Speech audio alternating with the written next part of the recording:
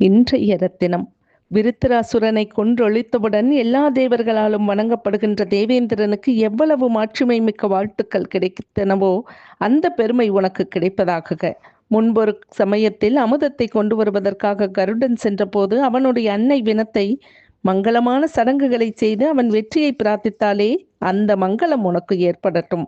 அமிர்தம் உண்டான போது அசுரர்களை கொன்ற இந்திரனுக்கு அவனுடைய தாயார் அதித்தி எந்த மங்களத்தை அளித்தாலோ அந்த மங்களம் உனக்கு உண்டாகட்டும். ராமனே, 3 காலடிகளால் 3 உலகங்களை அளந்தவரும் எல்லையில்லாத பிரபாவம் உடையவருமான ஸ்ரீ மகாவிஷ்ணுவுக்கு எந்த மங்களம் உண்டாயிற்றோ அந்த மங்களம் உனக்கு ஏற்படட்டும்.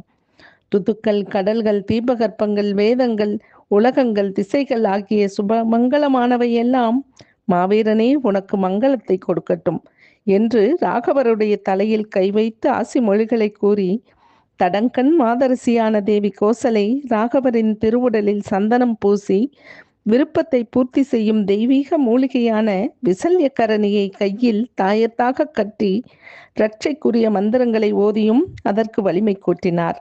மன துயரத்திற்கு வசப்பட்டிருந்த அவர் வெளித்தோற்றத்திற்கு மகிழ்ச்சியோடு இருப்பதாக காட்டிக்கொண்டார். அதனால் மனத்தில் ஒட்டாமல் உதட்டளவில் குரல் தழுதழுக்க மந்திரங்களை கூறினார். மிகவும் புகழ் பெற்றவரான தேவி மைந்தனை இறுக கட்டி அணைத்து கொண்டு உச்சி முகர்ந்து, குழந்தாய் ராமனே, காரியம் கைகூடியவனாக மனத்தில் எவ்வித சஞ்சலமும் இன்றி உன் விருப்பப்படியே செல்வாயாக. நீ ஈடுபட்டுள்ள செயலை நன்றாக நிறைவேற்றிவிட்டு உடல் தளர்ச்சி இல்லாமல் அயோத்திக்கு திரும்பி வரும்போது நான் ராஜபாட்டையில் நின்று கொண்டு உன்னை பார்த்து மகிழ்வேன். உதிக்கின்ற முழு நிலவை போன்ற முகத்துடன் காற்றிலிருந்து திரும்பி வரும் உன்னை மனத்துயரமெல்லாம் ஒழிந்தவளாக, மகிழ்ச்சி பெருக்கால் ஒளி வீசும் முகமுடையவளாக நான் கண்குளிர பார்ப்பேன். ராமா, தந்தையின் வாக்கை நிறைவேற்றிவிட்டு காற்றிலிருந்து திரும்பி வந்து சிம்மாசனத்தில் உட்கார்ந்திருப்பவனாக உன்னை நான் நிச்சயம் பார்ப்பேன்.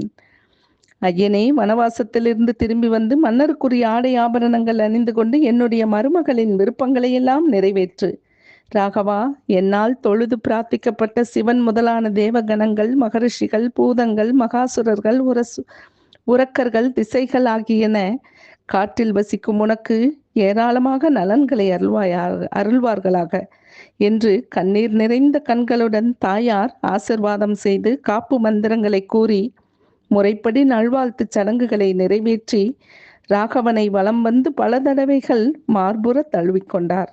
தொடர்வோம்.